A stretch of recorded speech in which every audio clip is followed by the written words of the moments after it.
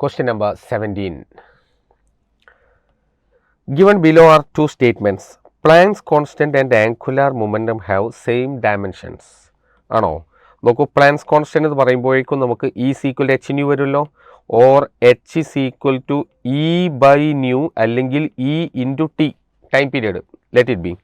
Okay, ഇനി angular momentum ഏറ്റവും എളുപ്പമായിട്ട് നമുക്ക് ചിന്തിക്കാൻ tau is equal to d L by d t ഓർമ്മയില്ലേ? അപ്പോൾ അതിൽ നിന്ന് നമുക്ക് നോക്കൂ, d L is equal to tau d t, tau d t. Okay, നോക്കൂ, എനർജിയുടെ അതേ ഡയമെൻഷൻ അല്ലേ ടോർക്ക്? ആണല്ലോ, torque R cross F, energy അല്ലെങ്കിൽ work done, force into displacement. അപ്പോൾ അതിൻ്റെ അർത്ഥം എന്താ? രണ്ട് പേർക്കും ഒരേ ഡയമെൻഷൻ ആണ്. അപ്പോൾ dimension of h is equal to dimension of L. First statement it's okay, that's correct. Now second എന്താ? Linear momentum and moment of force have same dimension. ഒരിക്കലും അല്ല. ലീനിയർ മൊമെൻറ്റം എന്താണ്? Linear momentum p is equal to m v ആണ്, m V.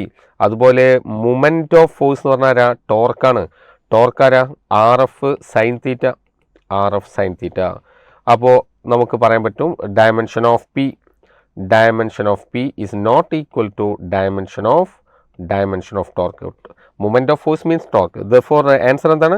Statement 1 is true, statement 2 is false. Yes, that itself is the right answer. Option 1 is the correct answer. ആദ്യത്തെ statement കറക്റ്റാണ്, second statement wrong ആണ്.